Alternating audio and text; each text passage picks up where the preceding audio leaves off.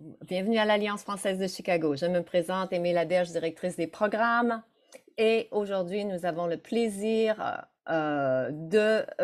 d'accueillir Hervé Letellier, prix Goncourt 2020 pour l'Anomalie. Hervé Letellier qui commence sa tournée USA avec nous alors que l'Anomalie est publiée en anglais sous le titre The Anomaly par Other Press aux États-Unis. Mais quelques consignes de rigueur, bien sûr, pour le bon fonctionnement de notre rencontre sur Zoom, affichées à l'écran, car plusieurs d'entre vous sont familiers avec ces consignes. Cependant, pour ceux et celles qui ne le sont pas, le plus important, c'est de trouver ce qu'on appelle la chatline au bas de votre boîte Zoom au milieu. Et voilà, nous avons un petit bonjour de la part de Geneviève.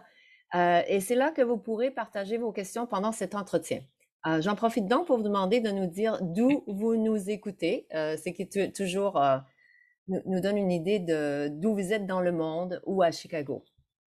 Et aussi, avant de commencer, quelques annonces. Après le Vendredi fou et le Cyberlundi, l'heure est à la générosité avec Mardi Je donne. N'oubliez pas d'offrir votre soutien à la cause qui vous est chère. Et si c'est notre alliance, eh bien tant mieux. Et vous trouverez le lien pour donner sur la chatline. Merci Geneviève.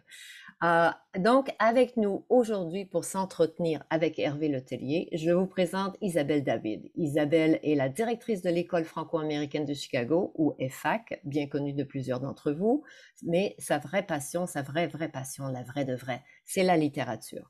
Isabelle anime aussi le cercle du livre du Women's Board de l'Alliance française de Chicago depuis plusieurs années et elle est l'auteure du blog littéraire sur un livre perché. Et sans plus tarder, je lui donne la parole. Isabelle.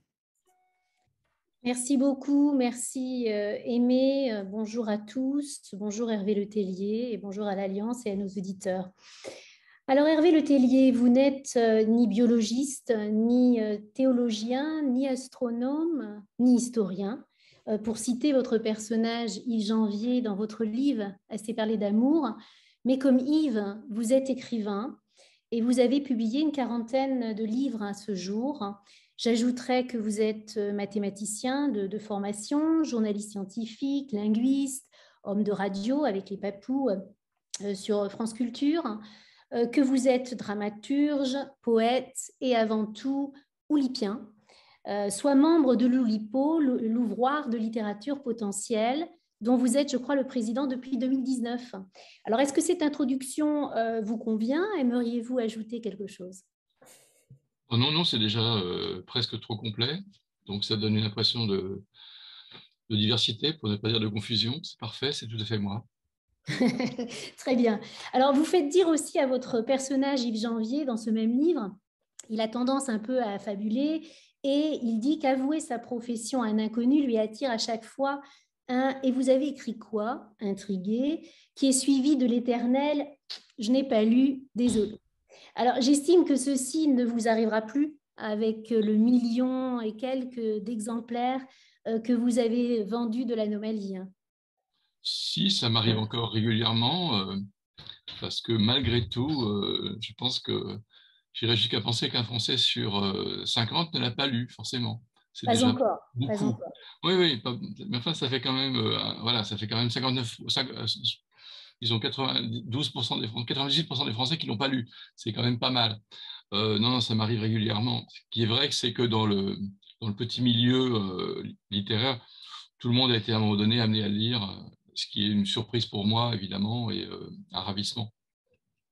Alors, il est traduit aussi, rappelez-nous, je crois avoir lu dans 40 langues, mais peut-être suis-je au-dessus ou en dessous, dans combien de langues est-il traduit, ce Il y a eu un livre? moment, il y a eu un moment symbolique où c'était traduit en 42 langues, ce qui était 42. 42, ce qui était bien par rapport au protocole du même nom. Et je crois que maintenant, on arrive à un tout petit peu plus, genre une ou deux en plus. Pour moi, c'est assez considérable. Enfin, Alexandre Dumas a été traduit en 73 langues. Bon, Donc, bah, ça, on a encore du chemin, on en est loin. mais effectivement, on est sur le bon chemin. Alors, Aimé l'a dit tout à l'heure, votre livre vient de sortir en anglais sur Other Press, traduit par l'anglaise Miss Adriana Hunter. Est-ce que vous avez travaillé avec votre traductrice ou est-ce que vous le faites quand vous le pouvez, dans les langues que vous pouvez? Oui, enfin, Adriana a traduit presque 5 ou 6 de mes livres, donc on a déjà beaucoup travaillé ensemble. Mhm. Euh, Elle a d'ailleurs eu un prix pour une des traductions, celle d'Electrico W, il y a quelques années. On travaille ensemble et même je travaille en fait avec tous les traducteurs simultanément. C'est-à-dire que cette année, il y avait, avant même que le livre soit couronné du Goncourt, il y avait une quinzaine de traductions en cours, une vingtaine de traductions en cours.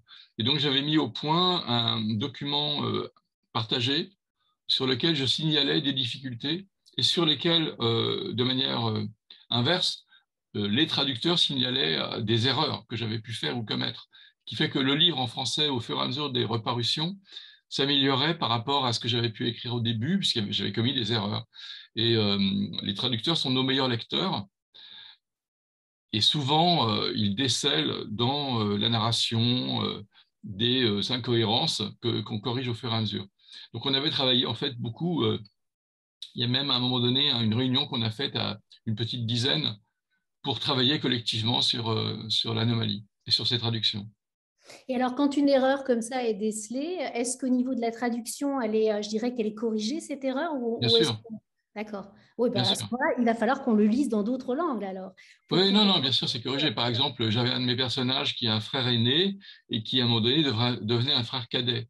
D'accord. Euh, donc, c'est le genre d'erreur qu'on peut faire lorsqu'on écrit parce qu'on a une idée précise du personnage, mais à un moment donné, on oublie et il change de rapport à son frère pour des raisons de fragilité, pour des raisons voilà. Et on a oublié que c'était le frère aîné et on en fait le frère cadet. Donc, ce sont des situations qui arrivent assez couramment, qu'on trouve même dans des classiques, hein, ça arrive. Donc, on est content lorsque dans le classique, on trouve ça, mais ça n'arrive pas tout le temps.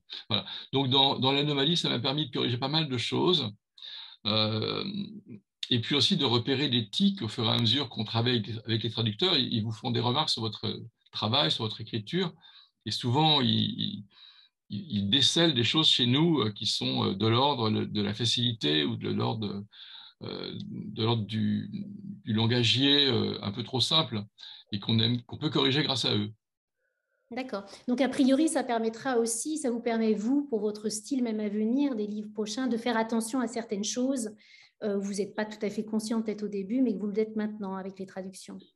Oui, enfin, en même temps, les écrivains français, comme les écrivains qui sont dans n'importe quelle langue, ont du mal à quitter leur langue pour écrire. Donc, on est toujours dans une langue qui est une langue extrêmement marquée et qui présente à chaque fois des difficultés dans la traduction. S'il n'y avait aucune difficulté de traduction d'un texte vers une autre langue, c'est qu'on ne serait pas dans une langue donnée au départ. Donc, il y a forcément des problèmes qui se posent naturellement et dont on ne s'aperçoit pas forcément. Y compris dans les titres, il y a des titres français qui n'ont aucun sens en anglais. J'ai un titre qui s'appelle Je m'attache très facilement, qui en français se comprend très bien, mais qui, au passage en anglais, on ne peut pas comprendre que c'est à la fois je m'attache pour quelqu'un qui est dans une voiture et qui va s'attacher, et quelqu'un qui s'attache à quelqu'un d'autre au niveau affectif. Donc ces jeux de mots qui nous paraissent extrêmement naturels, qui nous semblent spontanés, qui nous semblent une évidence, ne sont absolument pas dans une autre langue. Et bon, les auteurs le découvrent au fur et à mesure qu'ils avancent dans leur travail, mais on ne peut pas pour autant oblitérer son propre idiome pour passer à une sorte de stabilité ou de platitude qui serait universelle. Il faut s'en garder le plus possible. Il faut faire confiance au traducteur, parce que le traducteur est par définition quelqu'un qui va transformer un texte pour l'adapter à une langue. Alors, souvent, on est amené à faire des choses qui sont un peu hérétiques, mais vous savez que la traduction de la Bible en malais, comme la pomme n'existe pas, c'est la banane. Donc, c'est un autre univers. Mais c'est peut-être plus important pour les Malais d'avoir une symbolique que d'avoir une description du paysage agricole européen. Alors, puisque vous parliez du titre par rapport à l'anomalie, je sais qu'en allemand, il a été traduit The Anomaly, en anglais The Anomaly, etc. Je crois qu'il y a il y a beaucoup de traducteurs qui, effectivement, sont restés très proches, on va dire, de ce titre mot, en fait. Et je me posais la question, est-ce que l'anomalie devait s'intituler en hommage à Calvino si par une nuit d'hiver 243 voyageurs, comme vous semblez le suggérer à la fin du livre, au travers du livre de votre personnage écrivain, Victor Misel? Non, le premier contrat qui a été signé, le titre original était L'incident de Dostoïevski, ce qui fait référence au livre de Fyodor Dostoïevski qui s'appelle Le Double, et qui était mentionné d'ailleurs à un moment donné dans le livre, et qui ne l'est plus. Et donc, ne l'étant plus, parce que je trouvais ça un peu pédant, ça n'avait pas de raison d'être, je voyais assez mal des gens de la CIA évoquer Dostoïevski, sans doute à tort, hein, mais c'était comme j'ai une idée un peu a priori des agences américaines. J'ai supprimé ce titre et j'en ai pris un beaucoup plus simple, beaucoup plus plat aussi, mais qui me plaît en fait beaucoup plus. Enfin, il est évident qu'aujourd'hui, avec le recul, c'était un excellent titre. Au départ, on m'avait reproché, à juste titre aussi, que c'était un mauvais titre, hein, un titre justement complètement banal et avec un mot qui finalement, s'il est très traduisible dans toutes les langues, et d'ailleurs là aussi, la traduction pose des problèmes dans certains pays, même l'anomalie, le mot l'anomalie n'a pas du tout le même sens dans tous les pays. C'est un titre qui me paraissait bien meilleur. Mais j'ai mis le livre de Calvino parce que la construction avait des parallélismes et que c'est pour moi un des livres emblématiques des Oulipiens, enfin de Calvino. Alors, vous mentionniez effectivement que l'anomalie, de par son titre, et fait penser à quelque chose effectivement qui sort de l'ordinaire. C'est aussi un roman qui est sorti, donc atypique, qui est sorti à un moment plus qu'atypique de notre époque, puisque c'est en 2020. On sait que on voit maintenant cette année comme une année charnière entre le monde d'avant et le monde d'après. Alors, d'abord, quelques mots sur je ne doute pas que tout le monde ait lu déjà l'anomalie, mais résumons un tout petit peu l'intrigue. Comment le résumeriez-vous en 2 phrases? Je le fais volontiers aussi si vous le souhaitez, mais je vous laisse la parole pour le faire. En 2 phrases sur l'anomalie, que diriez-vous si quelqu'un vous met de quoi ça parle? Ça parle d'un avion qui décolle en mars, qui se pose aux États-Unis et qui a à son bord ses 243 passagers et hommes d'équipage et femmes d'équipage dont on parlait. Et ce même avion réapparaît dans le même ciel au-dessus de New York 3 mois et demi plus tard, 106 jours exactement, avec les mêmes personnes à bord, qui évidemment se trouvent donc dupliquées. Et cette duplication pose à la fois des problèmes individuels à chacun d'entre eux. J'en suis exactement 7 que je vais essayer d'incarner le plus possible, et pose des questions sur la réalité de notre monde. Et à partir de ça, je m'interroge sur 2 choses qui, moi, m'ont toujours intéressé, qui sont, premièrement, quelles sont les garanties que nous pouvons nous fier à nos sens? Et la deuxième chose qui est, qu'est-ce que je ferais si j'étais confronté à moi-même? Et évidemment, comme j'avais besoin de poser cette question de différentes façons, avec différents types de personnages, j'ai inversé la problématique qu'on a toujours dans un roman. Dans un roman, en général, on crée un personnage et on le jette dans des situations toutes différentes. Là, j'avais une seule situation et j'avais beaucoup de personnages. Donc, j'ai construit mes personnages par rapport à des réactions et non pas l'inverse, hein, non pas inventer des réactions par rapport à un personnage. C'est donc très différent de ce qu'on fait d'habitude au niveau romanesque, ce qui fait que le livre est effectivement une anomalie. Mais il a été achevé en décembre 2019, donc bien avant quoi que ce soit. Avant les confinements, avant l'émergence de la pandémie. Et j'ai ajouté, d'ailleurs, à l'occasion des allers-retours avec Gallimard, parce que ça s'est fait vraiment au moment où le confinement commençait, j'ai ajouté un mot qui était le terme de premier confinement, en me disant qu'il y en aurait d'autres. Voilà, je ne m'étais pas trop trompé, il y en a eu d'autres, mais ce n'était pas présent dans le texte au départ.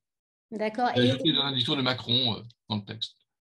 Alors, je me suis douté un petit peu, puisqu'effectivement, il y a la façon dont Macron s'est effectivement adressé aux Français avec le confinement qui est reprise.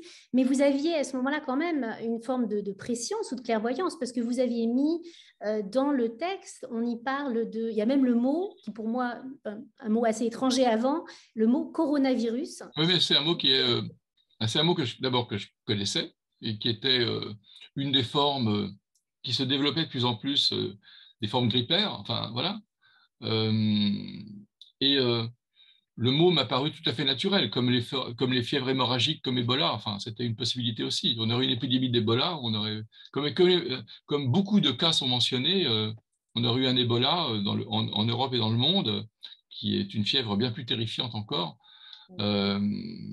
On aurait pu penser que c'était une préscience. Mais c'est juste parce que je faisais une sorte d'énumération des problèmes qui pouvaient se poser. Et j'avais mentionné le coronavirus. Avec le retour, évidemment, c'est le mot que tout le monde connaît aujourd'hui, en ayant oublié que que ça veut dire un virus couronne, ce qui est quand même, voilà, que ça porte un nom presque de bière, ce qui est pas mal non plus. Voilà, mais c'est vrai qu'au départ, j'avais envisagé, dans le cadre des différents protocoles, l'émergence d'une maladie mondiale qui pouvait justifier qu'on isole un avion. Ça pourrait d'ailleurs arriver un jour, hein, puisque de toute évidence, aujourd'hui, des avions sont arrêtés en vol et doivent retourner dans leur pays parce qu'on détecte un cas à bord. Et ça s'est déjà produit. Alors, dans votre livre aussi, vous faites référence plusieurs fois au philosophe suédois Nick Bostrom, pour lequel, qui pense qu'il y a l'hypothèse que l'humanité entière serait une simulation informatique. Donc c'est à la base donc, de cette idée de duplication, voire à ce que les personnages soient dans une simulation. Est-ce que vous connaissez comment connaissez-vous ce philosophe? Est-ce que vous l'avez rencontré? Vous connaissez comment le connaissez-vous? Alors, on a correspondu. On a correspondu quand j'ai commencé à avancer cette hypothèse dans le roman. Je dois dire que j'ai commencé le roman sans savoir très bien comment j'allais justifier au niveau matérialiste la duplication de l'avion. Ce qui m'intéressait, c'était le phénomène lui-même, mais étant quelqu'un qui est d'origine scientifique, mathématicien, terriblement et dramatiquement matérialiste, aucune dose de spiritualité en moi, j'ai été amené à trouver une solution qui pouvait expliquer cette duplication, et j'ai retrouvé dans mes souvenirs cette conférence de Nick Bostrom qui date d'il y a un certain temps, une vingtaine d'années maintenant presque, et dans lequel il expliquait qu'on pouvait peut-être inverser le paradigme dans lequel on explique en permanence qu'on va réussir à créer des cerveaux humains et des machines très intelligentes, et au lieu de se poser la question de savoir si on va créer des cerveaux extrêmement intelligents, se dire, imaginons que nous sommes dans 2 siècles, que ces cerveaux ont déjà été créés, qu'est-ce qui prouve que nous ne sommes pas un de ces cerveaux? Et qu'est-ce qui prouve donc que nous existons? C'est une idée philosophique extrêmement à la fois terrifiante et amusante, et je trouvais qu'il y avait un parallélisme formidable avec l'idée du démiurge qui est l'auteur et qui crée son propre univers et ses propres personnages, et qui finalement crée une sorte de simulation. Et d'une certaine façon, je me suis concentré sur cette hypothèse-là alors que j'en avais 2 autres, pardon, parce que c'était celle qui était la plus vertigineuse, y compris de mon point de vue. Mais je ne l'avais pas au départ, ça m'est venu en cours d'écriture. Au bout de 3 mois, je me suis dit, même pas 2 mois, je me suis dit, je ne sais pas très bien où je vais aller si je n'ai pas une hypothèse de nature scientifique. Et celle-là était très valide, au point que récemment, dans Scientific American, j'ai vu un article qui estimait la proportion de chances que nous soyons des simulations à 47%. Wow. C'est beaucoup, mais on est très content que ce ne soit pas 51%. Parce qu'il nous reste quand même une marge de manœuvre en dessous de laquelle on peut se situer, où on peut se dire non, mais 47, ça va, c'est pas 50. Mais c'est quand même assez inquiétant. Et au fond, ce qui est très intéressant dans cette hypothèse, c'est qu'elle questionne le monde de manière plus intense que n'importe quoi. C'est-à-dire, ça pose vraiment toute une série de très très bonnes questions sur les lois physiques, sur qu'est-ce que c'est qu'on observe dans le ciel, qu'est-ce que c'est que la gravitation, qu'est-ce que c'est... Voilà, si c'est un monde simulé, c'est intéressant. Alors, vous abordez effectivement ces questions de la création du monde, des questions philosophiques, il y a des questions aussi d'ordre politique. Vous abordez dans votre roman la question du climat, du fonctionnement des États. Il y a aussi le fondamentalisme qui est dans le livre. Est-ce que vous souhaitez, à travers ce roman, nous alerter sur ce monde, faire passer un message à vos lecteurs, une critique de la société dans laquelle nous sommes embarqués? Ce n'était pas le but, c'est-à-dire que ça ne peut pas ne pas se faire une fois qu'on commence à décrire une situation comme celle-là. On essaie de se poser la question une fois que ces personnages sont mis en place, une fois que la situation est enclenchée, comment réagiraient les États, comment réagiraient les individus, comment réagiraient les religieux, comment réagiraient les scientifiques. Et ça s'est assez fait naturellement. Et puis ensuite, il est impossible, une fois qu'en tant qu'écrivain, on commence à réfléchir aux implications d'une situation qu'on a créée soi-même, d'un labyrinthe dans lequel on s'est jeté soi-même, on ne peut pas ne pas aborder les questions qui sont sociétales, politiques, religieuses. Souvent, je les fais de manière courte et en rendant hommage à des auteurs que j'aime bien. Par exemple, pour moi, la question le fondamentaliste américain, c'est une voie intérieure, c'est-à-dire que c'est une manière de régler la question par ce Dieu qui parle de manière schizophrénique à ce fondamentaliste, un peu comme le fait Joyce Carol Oates dans un livre qui s'appelle Les Nouveaux Martyrs américains, et que j'étais en train de le lire au moment où j'ai traité ce fondamentaliste et qui m'a donné l'idée de la forme du chapitre que je trouvais voilà, référencé. Mais c'est souvent le cas d'ailleurs dans ces chapitres, qui sont souvent référencés à quelque chose. Donc voilà, j'ai décidé de travailler comme ça. euh, et finalement, j'ai assez peu traité les questions sociétales. J'aurais pu le faire beaucoup plus. J'avais d'ailleurs un désir de ça. Mais ça m'emmenait extrêmement loin et j'ai hésité. J'ai préféré me concentrer sur mes 7 personnages et sur les questions de qu'est-ce qui était essentiel pour eux et qu'est-ce qui, dans leur vie, allait changer au point de justifier le sacrifice, de justifier la négociation, de justifier tout ce qui nous arriverait, à vous comme à moi, si on était confronté à nous-mêmes. Qu'est-ce qu'on serait prêt à céder, qu'est-ce qu'on serait prêt à ne pas céder. Et j'ai reculé devant la thèse et le côté extrêmement didactique des questions religieuses ou des questions sociétales. Je voyais bien tout ce que ça pouvait ouvrir. Euh, Par exemple, on pourrait très bien imaginer une secte qui refuse l'idée même de la simulation et qui essaye en permanence de feinter la simulation, de la faire se tromper, de la faire... voilà, ce qui est impossible, évidemment, puisque c'est une simulation très intelligente. Mais on pouvait imaginer ça. Je ne l'ai pas mis en place, j'y ai pensé, mais j'ai supprimé toute une série de choses parce que je ne voulais pas m'approfondir, aller trop loin. Et j'avais aussi un projet de longueur du roman, ce qui paraît parfois étrange, mais je ne voulais pas que mon roman dépasse le volume qu'il occupe actuellement. Et Pour des pourquoi? raisons qui sont liées à l'idée que j'avais dès le départ de ce que je voulais proposer à mon lecteur. C'est un livre qui prend le soir et qui se retrouve à 3 heures du matin à finir en se disant merde, il est 3 heures du matin. Alors justement, à ce propos, bon, votre livre se lit très bien. Je crois que beaucoup ont employé vous-même d'ailleurs l'expression de page turner en anglais. Pourquoi? Parce que le style change, est adapté, est assez simple. Vous avez à la fin de chaque chapitre une interrogation ou alors un coup de théâtre qui nous donne envie vite de nous précipiter dans le chapitre d'après. Mais c'est aussi un livre qui quand même est très complexe, hein, puisque on y aborde, vous avez dit tout à l'heure, des hypothèses qui sont quand même assez complexes à appréhender, comme la simulation. Également dans la structure de votre livre, parce qu'il y a beaucoup d'emboîtements, il y a énormément d'intertextualité, c'est-à-dire beaucoup de références à des auteurs. On a cité Calvino tout à l'heure, il y a Queneau, il y a Pérec, j'ai vu Stendhal. Kafka, il y a Kafka, il y a Nietzsche, il y a Kafka, Schopenhauer. Oui. Il y a du monde, il exactement, y a du monde. il y a du monde, il y a du monde. Et au fur et à mesure, d'ailleurs, qu'on lit, je l'ai lu 3 fois, et au fur et à mesure qu'on lit, on a l'impression qu'on vient de dégager une autre couche et on est dans une autre. Donc, c'est très complexe et intertextuel. Est-ce qu'il serait correct de dire que votre roman est à la fois un roman populaire et un roman érudit? Oui, bon, c'est un roman populaire parce que j'avais dès le départ le projet d'écrire un roman qui, c'est vrai, j'ai mentionné le terme de page turner un peu pour ironie, mais pas tout à fait parce que j'utilise dans la première partie des topos du page turner avec ces sortes de cliffhangers en fin de chapitre qui, moi, m'amusaient énormément, qui était une sorte de jeu avec mon lecteur et un jeu avec les codes du best-seller américain pour lesquels j'ai pas de mépris. C'est-à-dire que j'adore j'adore le travail de Crichton, même si littéralement parlant, on peut en discuter, mais du point de vue de ce qu'il fabrique, c'est extrêmement intéressant. Chez King, il y a des choses intéressantes. Donc, toutes ces formes qui m'ont toujours, moi, dans mon enfance et mon adolescence intéressé, je les ai conservées pour créer ce livre qui est effectivement un livre populaire. Et puis un livre érudit parce que de toute façon, on a besoin de l'érudition puisque j'ai très peu de place pour mes personnages. Je les développe en 30 pages. Chacun d'entre eux a droit en tout à 30 pages. Donc, Ça veut dire que chacun d'entre eux, quel qu'il soit le métier qu'il fait, il doit être complètement incarné.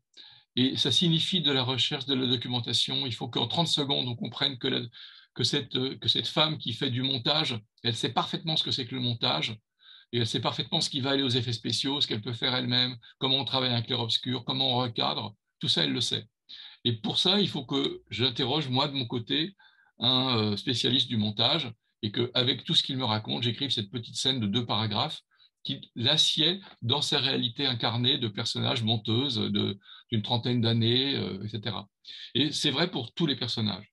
Alors après, l'érudition, qui est une érudition qui est autre et qui n'est pas technique, mais qui serait littéraire, de toute façon, je me trimballe avec, donc je fais ce que je peux avec.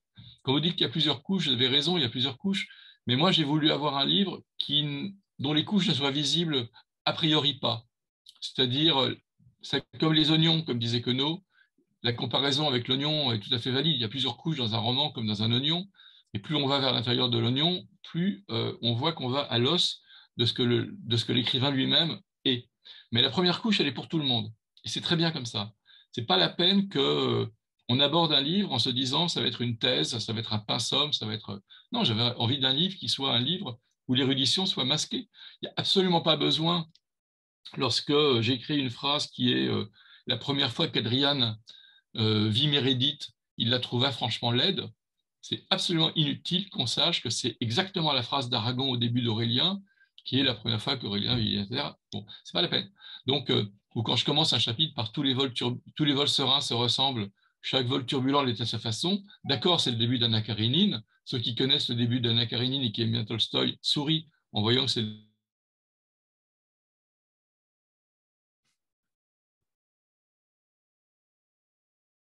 Ah, je crois que je vous ai perdu. Est-ce que c'est moi seulement? Allô? Ah, oui, Non, c'est tout le monde. Et tout le écoute, monde. je ne sais pas comment Hervé va s'en rendre compte. Je vais envoyer un petit email, d'accord, Isabelle? Euh, Ah, Ah, le revoilà, le revoilà. Hervé, on vous a c'est un petit perdu. blanc. On a eu un ah, tout petit il y a blanc. un petit blanc. Ouais, Ouais. pas trop Une lent. connexion Internet instable, c'est Vous êtes- normal. vous étiez en train de parler Je de reviens. Tolstoï, l'allusion à Tolstoï. Attends, il a dit qu'il revient. Je pense qu'il he's gonna reset his internet connection. Si ça se reproduit encore, Isabelle, on peut lire un extrait de son livre, hein, c'est facile. C'est fait. On va espérer qu'il nous revient le plus vite possible.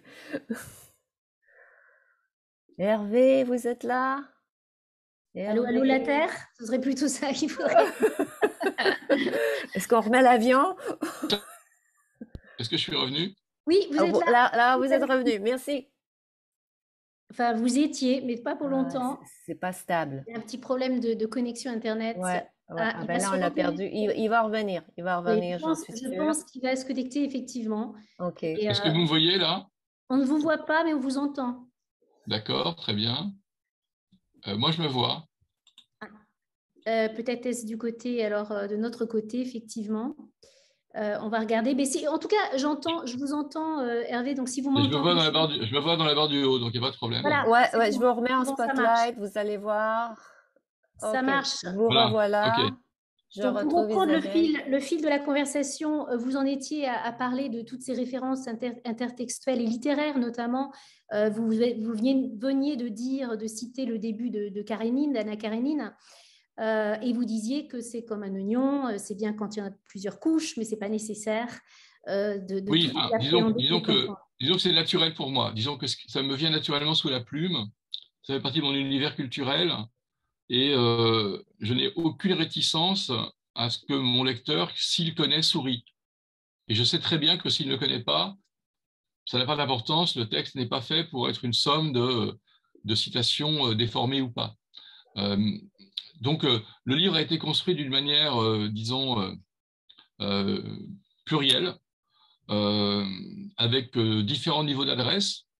Et je peux même dire d'ailleurs que dans ce livre, il y a une partie qui est destinée aux Oulipiens, donc à une petite bande de 15 personnes qui voient des blagues, qui sont des blagues destinées entre nous, hein, qui sont des déformations de situations qu'on a vécues et qui se retrouvent dans le livre, mais ça ne regarde vraiment que 10 personnes. Tout le monde fait ça, c'est-à-dire que c'est une tradition dans la littérature. Si on connaissait la vie privée d'Homère, il est possible qu'il y ait des blagues dans l'Odyssée. Donc, c'est quelque chose qui n'est pas, en quelque sorte, une bizarrerie. C'est quelque chose qui est intrinsèque même au travail d'écrivain. D'abord, on ne peut pas se débarrasser de sa vie lorsqu'on écrit. Et puis ensuite, si on a un tout petit peu de distance, on a envie de la mettre de mettre la narration, cette distance au profit de la narration. Ce que je fais, c'est-à-dire la narration est toujours distanciée. Et le personnage, par exemple, de Victor Misol me ressemble, tout comme me ressemble le personnage d'André. Mais au bout d'un moment, les personnages qu'on a créés nous ressemblent, y compris Slim Boy, qui est noir, homosexuel, nigérian, avec qui, sans doute, on est musicien. Voilà. Je suis encore moins musicien que je ne suis nigérian. Donc, il y a toute une série de choses comme ça qui font que les personnages, de toute façon, on finit par les habiter. Donc, cette notion de distance, elle est importante et puis elle est contradictoire avec le fait qu'on s'implique dans le roman. C'est vrai que c'est un roman dont j'accepte parfaitement les deux caractéristiques d'érudit et populaire. Ça me convient tout à fait. Alors, justement, pour continuer sur cette idée d'érudit et populaire, alors populaire dans le sens où tout le monde, je crois, s'y retrouve en vous lisant, vous touchez à toutes les couches, on va dire, de la société, presque tous les âges, et on le voit dans la structure même ou dans le style que vous employez. J'ai noté, et sans doute n'est-ce pas exhaustif, il y a des poèmes, il y a des lettres, il y a des SMS, des emails, des interrogatoires, des chansons, un faux article de journal, roman dans le roman, puisqu'on a une mise en abîme dans le livre, puisqu'il écrit, votre personnage écrivain écrit l'anomalie, vous l'avez dit, la voix intérieure, et on finit sur un calligramme ou un texte à trous, comme ça, caché. Alors, dites-nous plus sur cette structure que vous avez employée. On voit que c'est foisonnant, que c'est très, très riche et fertile, mais dites-nous en plus. Alors, il y a tout, vous avez raison, c'est-à-dire que c'est un roman qui se voulait littérairement exploratoire, donc un peu expérimental, mais je ne voulais pas à un quelconque instant que l'expérimentalité se voie. Il y a aussi l'interrogatoire du FBI dans la série Les Formes. C'est assez rare que dans un roman, on reprenne un interrogatoire du FBI. Il y a aussi, j'avais prévu de mettre un extrait, en fait, parce qu'à un moment donné, a circulé une discussion entre le président, que je ne dis pas de bêtises, entre le président américain et le président ukrainien, a circulé un papier du FBI qui retranscrivait la conversation. Donc, je ne suis pas allé au bout de tout ce que je voulais mettre parce que c'était trop. Mais j'avais tout ça en préparation et j'ai même le document, le facsimilé de la conversation enregistrée entre Xi Jinping et le président américain dont je ne donne pas le nom. Donc, j'avais créé tout ça. Moi, j'étais très favorable à cette idée d'exploration de tous les genres. Il y a la poésie, il y a la chanson, c'est vrai, il y a le SMS et le mail. Et je suis allé au bout de la chose parce que ça ne me dérangeait pas et que cette expérimentalité ne venait pas cogner avec la lisibilité. Il n'y avait pas à quelconque instant un affrontement qui se faisait entre mon désir d'explorer une voix qui était une voix un peu osée, qui était celle de mettre une chanson à un moment donné dans le texte, et puis l'idée de perdre mon lecteur. Je pensais que mon lecteur, si la chanson ne l'intéressait pas, il la sautait, et que si ça l'intéressait, il la lisait. Mais je n'avais pas ce problème-là. Il y a aussi d'ailleurs un jeu entre les deux langues, entre le français et l'anglais, qui n'est pas très visible pour, disons, un lecteur français qui ne parlerait pas l'anglais. Mais pour moi, il y a des chapitres qui sont écrits en anglais et traduits en français plus tard. Par exemple, l'émission de télévision avec Stephen Colbert, pour moi, c'est une émission qui se passe entièrement en anglais et que je visualise et que j'entends en anglais, même si elle est traduite évidemment pour la version française. Mais dans la version américaine d'Adriana Hunter, on a regardé ensemble comment est-ce qu'elle pouvait le traduire, même si elle est traduite un petit peu à la britannique plutôt qu'à l'américaine.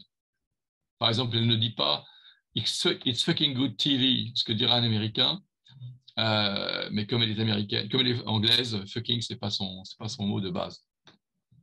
Ce serait plutôt bloody. Yes, ce que j'allais dire. Vous parlez donc de l'anglais, donc en relation avec votre traductrice, mais je crois savoir, puisque j'ai lu Toutes les familles heureuses et que vous parlez de votre prime enfance, vous avez été, je crois, à l'école en Angleterre. L'anglais était une langue que vous aviez déjà tout jeune, même si c'était peut-être une expérience un peu douloureuse à l'époque, puisque vous semblez, étant donné que vous avez eu des problèmes de petit, vous ne parliez pas encore couramment l'anglais. Je crois que vos petits camarades, certains vous appelaient French Frog. Et alors, quelle est votre relation maintenant à l'anglais, puisque ça aurait pu être traumatique, on va dire, au début. Quelle est votre relation et parlez-vous l'anglais couramment? Alors, je parle anglais couramment au bout d'un moment. Il faut m'immerger, il faut me mettre dans l'eau. C'est justement comme les grenouilles. Et au bout d'un moment, je finis par retrouver cette aisance que j'avais lorsque j'avais sans doute 10 ans, où je parlais couramment aussi bien anglais qu'un petit anglais.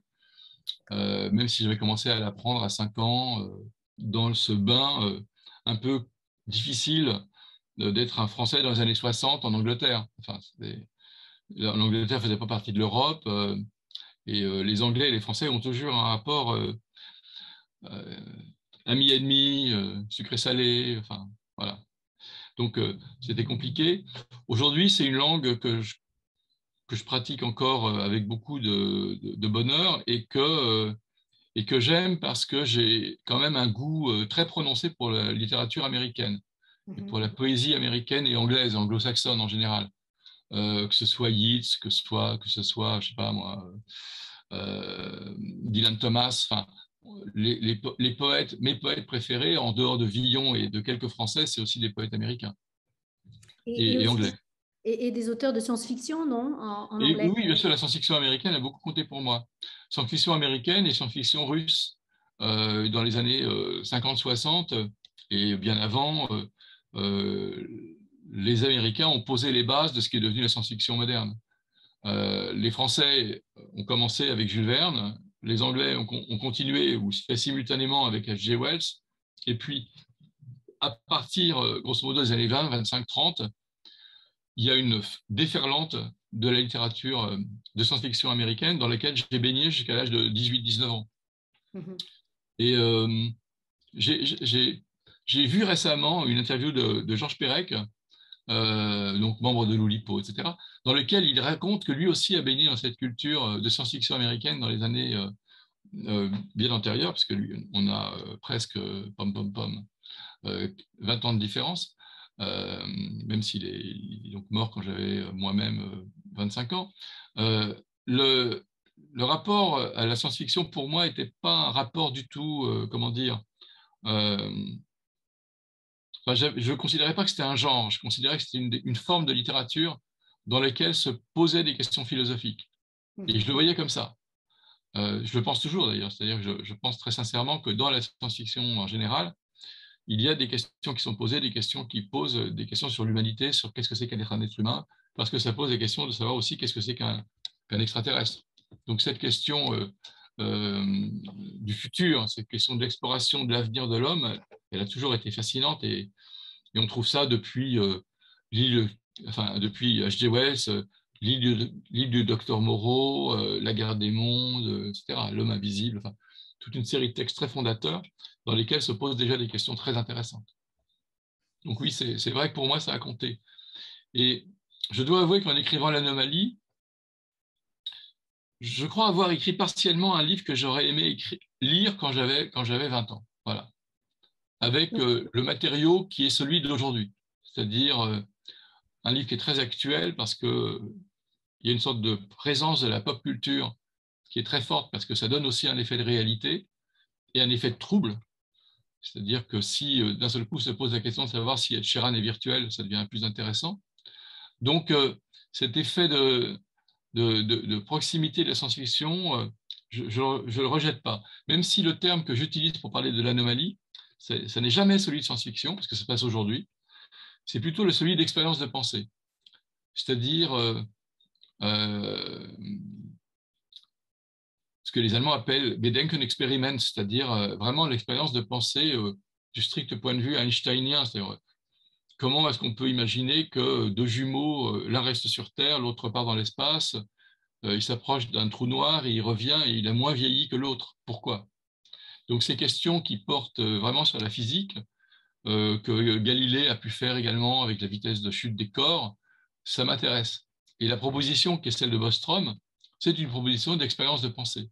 Qu'est-ce qui se passe si Et c'est une expérience de projection de notre moi dans un univers dans lequel on a assez peu l'habitude de se projeter, qui est celui de l'inexistence. On se propose assez peu de réfléchir à la question qu'est-ce qui se passerait de choses différentes dans ma vie si j'avais pris conscience que je n'existe pas et que je suis seulement un programme? C'est une bonne question. Tout à fait. Et Et pour solutionner cette question, alors vous employez donc, vous vous aidez un petit peu de toutes ces références, même si ce n'est pas un livre de science-fiction, ça nourrit, on va dire, également votre livre, mais pas seulement la science-fiction de toute façon, puisque vous nous plongez également un petit peu dans le roman noir, dans le polar, les thrillers, le roman fantastique ou d'espionnage, ou même le roman d'amour, je dirais, à travers l'Anomalie. oui, le roman d'amour. Et même, il y a plusieurs romans d'amour simultanément. Il y en a au moins 3. Il y a celui du deuil, avec Markle qui ne cesse de mourir et cette femme qui est confrontée en permanence à l'expérience de la mort de son mari, qui est, à mon avis, la chose la plus abominable qu'on puisse imaginer. Il y a l'expérience de l'amour, disons, qu'il faut sacrifier, comme le fait l'avocate dont la double est tombée enceinte. Et ça, c'est aussi une construction. Comme je le disais tout à l'heure, j'ai construit un personnage pour la question du sacrifice. Je ne voyais pas pourquoi quelqu'un sacrifierait. Il n'y a aucune raison de se sacrifier. Après tout, on se bat pour avoir le maximum de place. Mais dans son cas précis, à elle, il fallait qu'elle se sacrifie.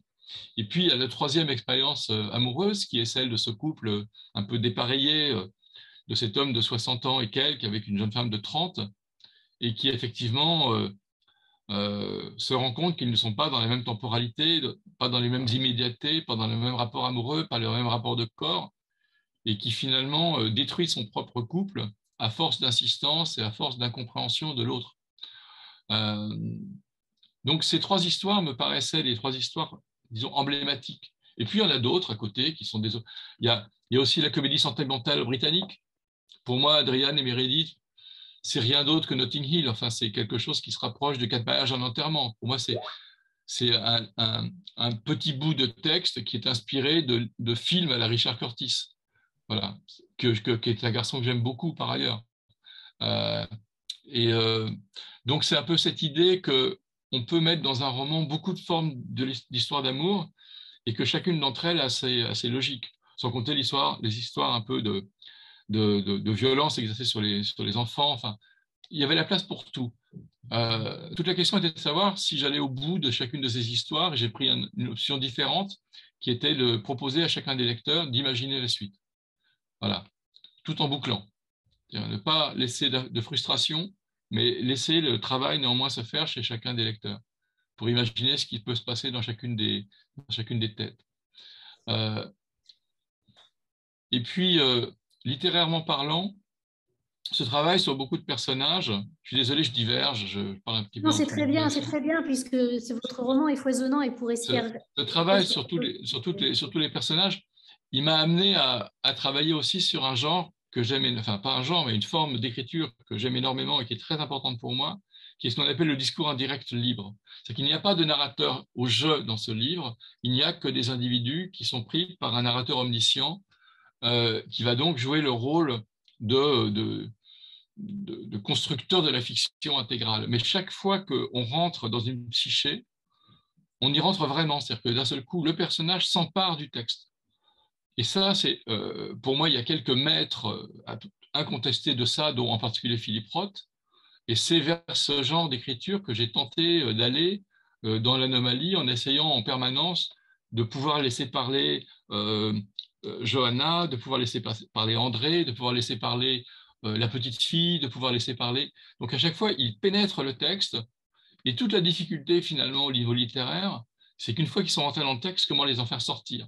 Comment le narrateur reprend le pouvoir sur le texte pour qu'on comprenne qu'on est sorti de la tête de ce narrateur, de ce personnage. Et ça, j'ai trouvé ça très intéressant à construire.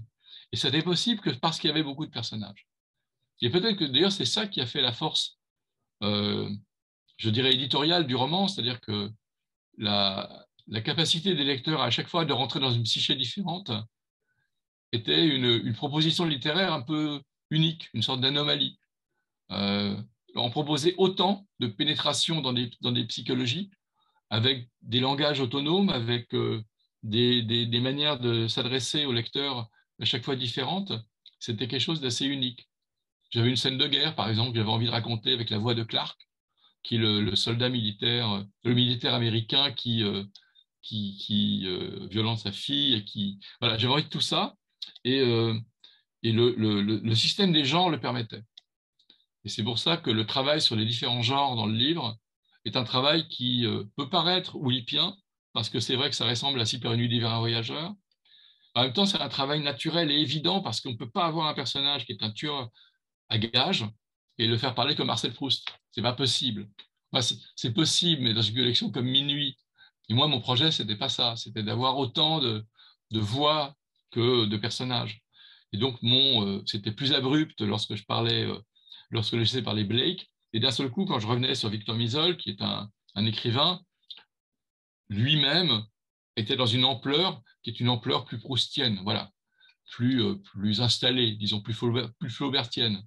Et, euh, et ce jeu d'aller-retour entre différents textes était un jeu très important pour moi. De même que quand vous énumériez tous les genres, il y en a un que vous n'avez pas cité parce que c'est une moquerie pour moi.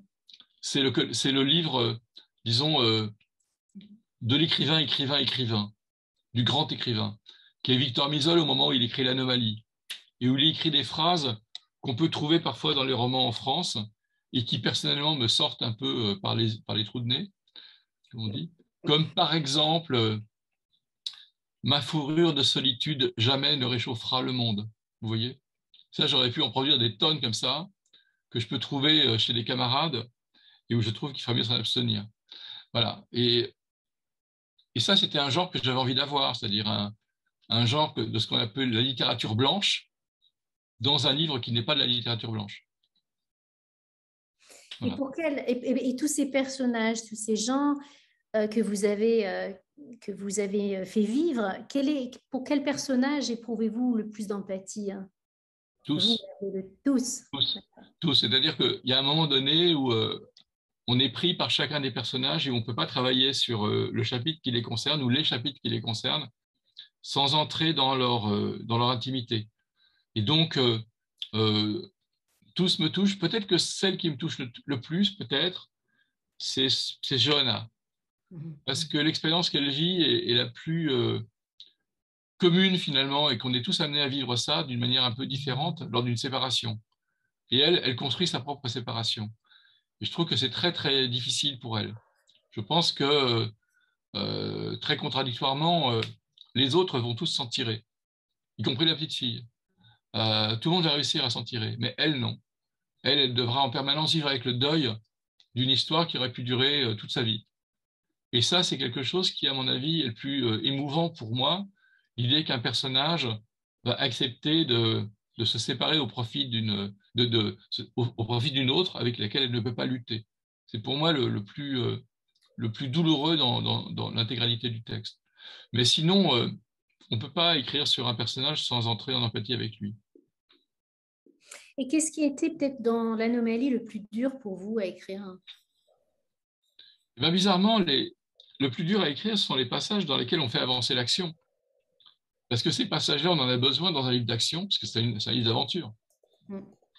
Et dans ce livre d'aventure, il y a des moments où on laisse tomber un peu ce qu'on peut appeler la littérarité, c'est-à-dire la dimension littéraire passe au second plan par rapport à la nécessité dans laquelle on est de faire avancer l'action. Et ce sont les moments les plus durs pour un écrivain, parce qu'on a besoin de ces moments-là, mais on sait qu'on quitte un petit peu le point d'ancrage qui est celui de la littérature, avec lequel on aimerait rester tout le temps en contact. Or, dans un livre qu'on veut effectivement un livre populaire et un livre dans lequel on a envie de tourner les pages, il faut parfois quitter cette dimension littéraire pour rentrer dans un autre univers. Et j'aime bien ça. J'aime bien ça, et ce qui est le plus difficile, c'était ramener du texte là-dedans. Dans les dialogues aussi, c'est compliqué, parce que les dialogues, c'est pour moi la chose la plus difficile, parce que il faut oublier le dialogue du cinéma, il faut oublier le dialogue de la série pour se souvenir de ce que c'est que le dialogue en littérature, ce qui n'est pas du tout la même chose. On baigne dans un univers de son et d'images, et il faut quitter cet univers-là pour se souvenir de ce que c'est que le vrai dialogue en littérature, qui n'est pas le vrai dialogue naturel, qui n'est pas la vraie vie, qui est autre chose, et qui pour autant, lorsqu'on le lit, on croit que c'est la vraie vie. Tout le jeu est là. C'est technique, mais c'est intéressant. Alors, vous parlez de jeu, vous parlez de... On a vu tous les clins d'œil que vous faites dans le livre. Moi, il y a un élément extrêmement important que j'aime à mettre en avant dans tous vos livres, d'ailleurs même ceux qui sont un peu plus douloureux, on va dire, comme toutes les familles heureuses, c'est qu'il y a toujours ce jeu et cet humour qui fait que soit on sourit, soit on rit carrément en vous lisant tout haut. Et alors moi, je me pose une question, est-ce que vous êtes quelqu'un de drôle, Hervé Le Tellier? Pas moi de le dire. J'ai fait profession d'humoriste, hein, d'une certaine manière. J'ai travaillé dans une émission de France Culture pendant 30 ans, C'est vrai. qui était une émission d'humour. Donc, ça doit vouloir dire que je devais être drôle, sinon ils m'auraient viré. Et pendant 15 ans, j'ai fait dans le journal Le Monde, j'ai écrit un billet d'humeur. Voilà. Mais le fait d'être humoriste, ça fait pas de vous quelqu'un de drôle. Arriver à faire rire les autres, ça ne fait pas pour autant quelqu'un de drôle. Mais je pense que oui, je suis plutôt quelqu'un qui peut être drôle. Voilà. Mais l'humour est de toute façon quelque chose, c'est comme le sel dans, dans ce que vous cuisinez. Je veux dire, c'est extrêmement important puisque dans chaque livre, on retrouve à chaque fois cet élément. Oui, non, mais moi, je suis très favorable à l'humour. Je trouve que c'est une politesse vis-à-vis du lecteur.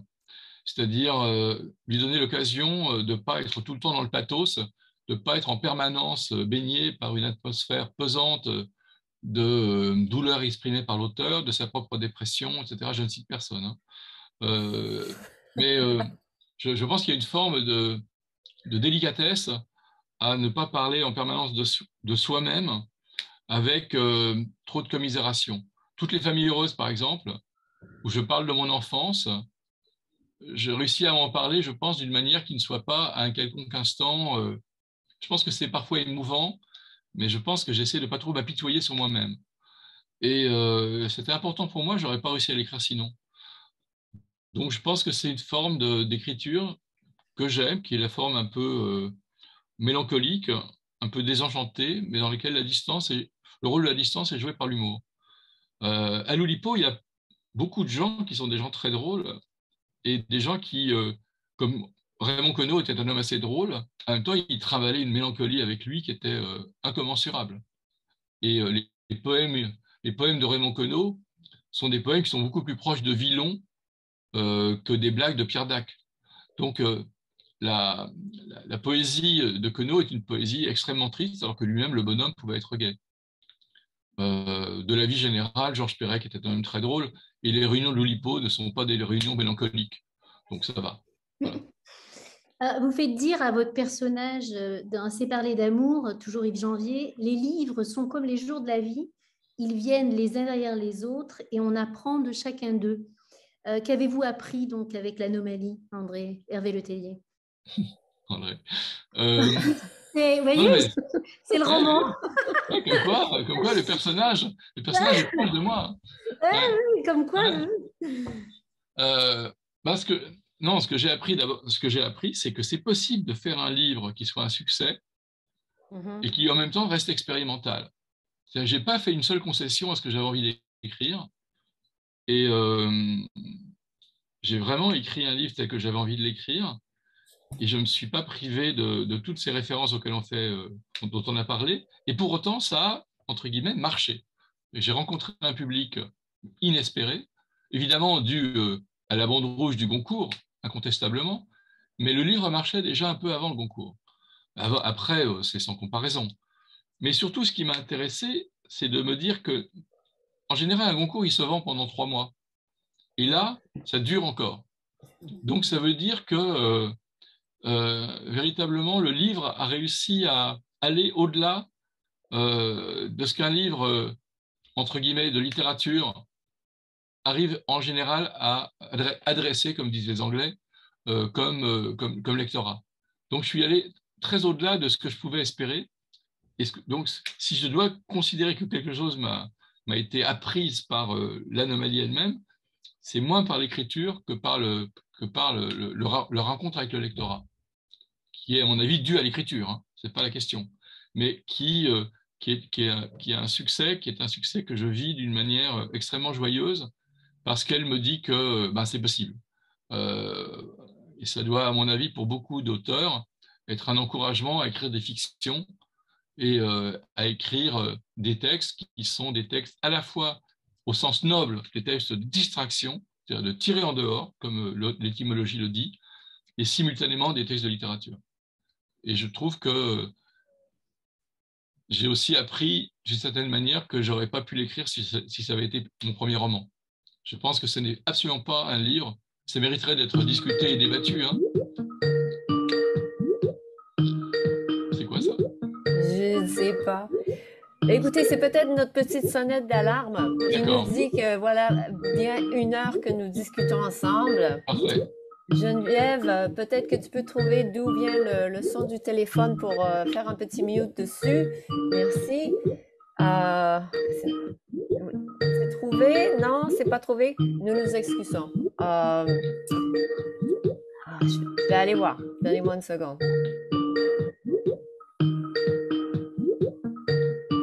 Alexandra, tu peux trouver qui est-ce qui n'est pas sur mute?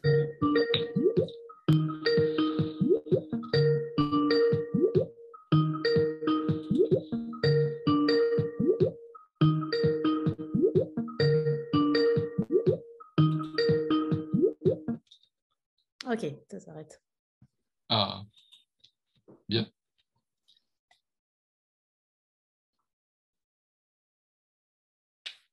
Allô, ça marche? Oui, oui, je pense que ça marche. Moi, j'aurais encore, je sais que Aimé voulait peut-être prendre des questions. J'en ai une quand même que je voulais avant de vous poser. J'ai cru lire ou entendre que le livre allait être repris et réécrit pour une série, on va dire. Est-ce que ce sera une série française ou une série américaine? Ce sera sans doute une série franco-américaine. C'est-à-dire qu'il y a un enjeu objectif qui est que le livre soit restitué dans sa dimension planétaire.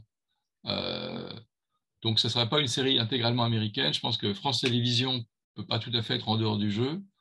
Ils n'ont pas envie. Et puis, ce n'est pas possible d'avoir un prix Goncourt, entre guillemets, dans lequel aucune partie française ne soit présente. Donc, ça sera sans aucun doute une série internationale. Voilà. Je n'ai pas le droit de trop divulguer de choses dessus. Je travaille dessus en ce moment avec un cinéaste, un bon cinéaste. Et on va sans doute avoir des choses à raconter à partir de janvier-février. On aura avancé suffisamment pour qu'on sache vers où on va.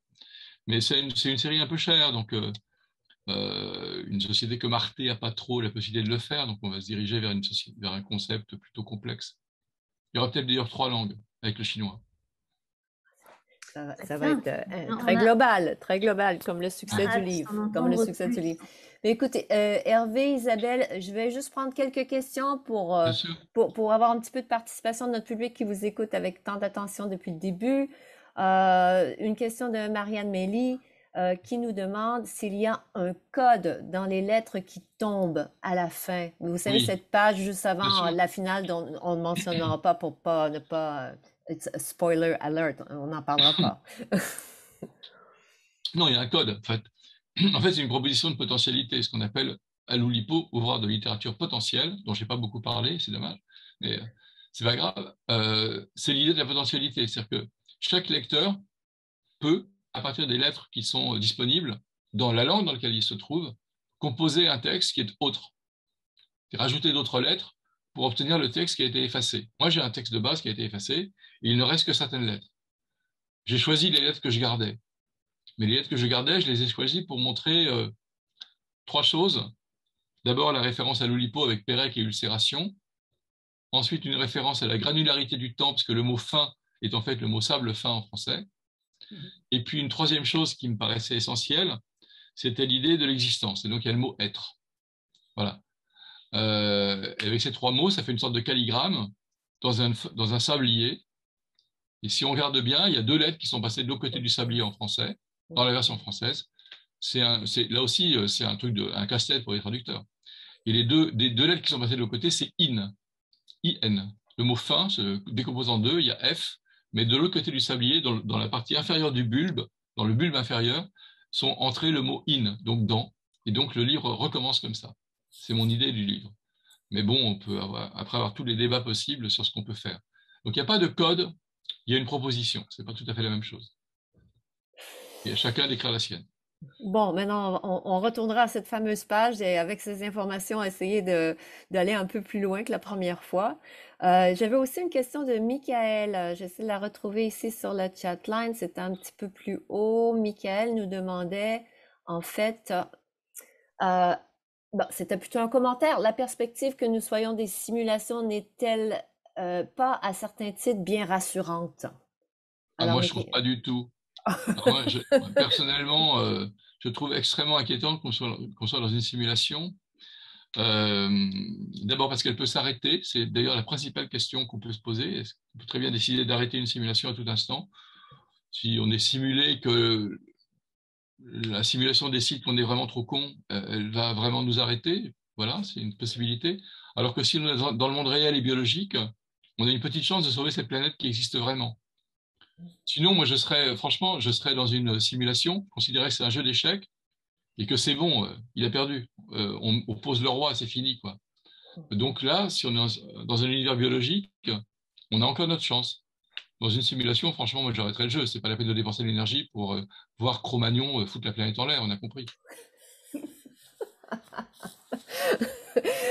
Merci Hervé. Moi, Merci. je suis d'accord avec vous. Je suis d'accord avec vous. Deux petites questions assez rapides. Quelqu'un nous demande, je trouve que c'est une bonne question parce que moi aussi, quand j'ai commencé le livre, pourquoi Oui, avez-vous commencé par un serial killer, Blake? Parce que ça m'a donné un peu la mauvaise impression du livre en partant. J'ai continué, mais ça m'a j'ai dit, ah, ça va être comme un petit bouquin américain. Donc, je prévois déjà le style et c'était pas du tout le cas. Mais avec ce début, pourquoi avez-vous commencé avec celui-là? c'est une provocation. OK. La première phrase du livre, c'est tuer quelqu'un, ça compte pour rien. Et si on est dans une simulation, ça résume tout le livre. Effectivement, tuer quelqu'un, ça compte pour rien. Donc ça résumait le livre. La deuxième raison, c'était que je commençais un livre de la collection Blanche par un bouquin de série noire. Et ça me faisait vraiment tellement rire d'arriver chez Gallimard et de leur proposer de commencer par une série noire pendant 10 pages. 10 pages, ça va, Ouais, je ne c'est les ai ça. pas tués. Mmh, Avec mmh 10 pages de série noire. Et encore, je ne vais pas très, très loin dans la série noire. J'ai pas fait un Chandler, je n'ai pas fait un James Allen Chase. Je n'ai pas poussé le bouchon trop loin dans l'écriture. Ça reste relativement, entre guillemets, un hommage assez raisonnable. Et la première phrase aussi n'est pas écrite en français convenable, puisqu'il manque le nœud de la négation. mh. Tuer quelqu'un, ça compte pour rien, on n'est pas dans la littérature. Donc je Mmh. trouvais ça assez amusant. Et en plus, ça démarrait bien le bouquin quand même. C'est-à-dire que ça Ouais, accroche, quoi. ouais. Et c'est une des caractéristiques des romans noirs, c'est que s'ils sont bien fichus, vous pouvez pas les lâcher. Donc c'était un peu ce projet que j'avais, d'accrocher le lecteur par quelque chose qui est de la série noire. Comme il avait l'a priori de la collection Blanche avec sa couverture, avec quelque chose dans lequel il a déjà de la référence quasiment immédiate, hein, qui est le code de la littérature, qui est la collection Blanche. Je pensais qu'il irait plus loin que les 10 premières pages. Vous voyez, vous aussi, vous êtes allé plus loin. Et Mais que c'est dans le chapitre suivant, on rentrait dans une littérature classique, complètement banale, complètement en tout cas, balisée, quoi. Pas forcément banale, mais balisée. Avec les codes de la collection, avec les codes de la psychologie, voire du psychologisme et de l'introspection. Donc, moi, je trouvais ça très bien. Dans la théorie des commencements, qui est une théorie très intéressante dans les romans, on voit bien que ce roman, qui est un roman où il y a toute une série de présentations, je peux absolument intervertir tous les chapitres. Il n'y a aucun problème. C'est-à-dire que je peux wow. commencer par Johanna, je peux commencer par qui je veux. Donc, je décide vraiment de commencer par Blake parce que ça m'amuse. Et qu'on n'est pas là pour s'emmerder, et on n'est pas là pour emmerder le monde, comme disait Raymond Queneau. Donc, le choix de commencer par la série noire, c'était vraiment un choix qui était un choix à la fois littéraire, euh, à la fois provocateur et à la fois respectueux. Respectueux de ce que c'est qu'un roman, c'est-à-dire une histoire qu'on raconte aux gens. Le premier chapitre, on peut le lire à haute voix. Il est vraiment fait pour ça. Merci, ça nous éclaire beaucoup sur ce début que moi aussi je me posais la question et effectivement ça ajoute au fait que la structure du livre est extrêmement intéressante et inhabituelle et on s'en La rend première compte. partie est Mm, totalement interchangeable, hein. ouais, À part les deux moments d'avion qui se suivent impérativement, on peut les situer n'importe où. Je veux dire, vous pouvez mettre le premier chapitre au début, le deuxième chapitre à la fin. Enfin, c'est pas gênant. mm, Il y a vraiment une modularité littéraire des chapitres très très forte. ouais. Ça me fait penser un peu à cette structure qui est très très forte aussi dans un livre comme The Cloud Atlas, où c'est qu'on commence d'un côté et on referme de l'autre l'histoire. Et ça, Voilà. je trouve toujours ça fascinant et c'est pour ça que j'ai resté même passé ce premier chapitre du serial killer Mm. Blake. Une dernière question avant qu'on se quitte, parce que je la trouve aussi bien intéressante. C'est une question un petit peu plus, moins sur la littérature que sur la culture populaire américaine. Pourquoi Stephen Colbert plutôt qu'un des autres fameux Late Night Show? C'est celui que alors, pourquoi lui? Il y en a d'autres que j'aime beaucoup. Il se trouve que je trouve que la structure de son émission est assez littéraire. C'est-à-dire que c'était plus facile à restituer littérairement parlant cette émission-là que les autres. Il y en a que j'aime beaucoup. Il y a cet anglais là qui s'appelle, je sais plus comment. Euh, Oliver, machin oui, truc, John ouais. Oliver. John Ok, John Oliver. Oliver. Mm. John Oliver. Que j'aime énormément, mais qui est solitaire et qui n'invite personne et qui voilà. Colbert, il a des invités, c'est pas Larry King, donc je trouvais que ça collait bien. Et je voulais pas non plus faire le Oprah Show. Donc euh, Colbert correspondait exactement à ce que je voulais avoir, à la fois en distance, et puis je voulais qu'il y ait une manifestation, et donc je voulais qu'il y ait un théâtre et que je voulais que ça soit à New York. Donc ça imposait un petit peu cet endroit. Euh, et puis il a invité Philippe Catherine, et rien que pour ça, qu'il en soit remercié infiniment. Vous ne laissez vraiment rien à l'improviste. Il y a des raisons avec tous les choix que vous avez Ah faits. non, non, tous les choix sont très. Il y a pas de hasard. C'est-à-dire que il faut pouvoir tout justifier dans un roman. C'est Ouais. comme, je veux dire, c'est comme dans Hitchcock. Quand au début du roman, on met un revolver dans un tiroir, mais il faut qu'il serve. On y pense tout le temps. Après, Bien sûr. il y a ce revolver dans le tiroir, il y a ce revolver dans le tiroir. Il faut qu'à un moment donné, il sorte. Voilà. Donc, dans les romans, je crois que c'est pareil. Dans une fiction, lorsqu'on ouvre une porte, il faut la fermer ou que quelqu'un passe par la porte. Vous avez tout à fait raison. Écoutez, on a dépassé amplement notre temps.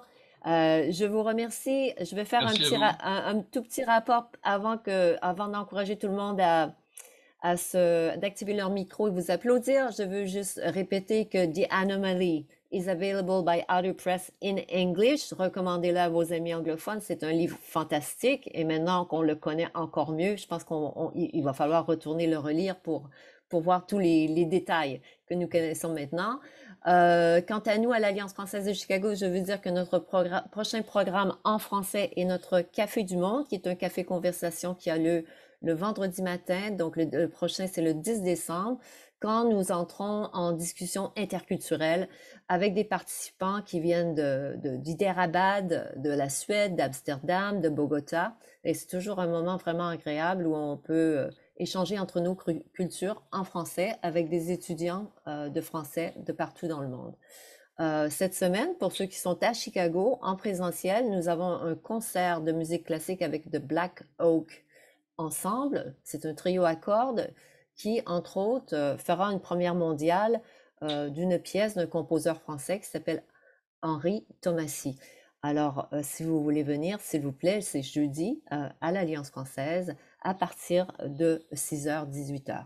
Alors, sur ce, je vous invite donc, et je vais aller voir sur mon petit bouton pour vous aider à le faire, je vous invite à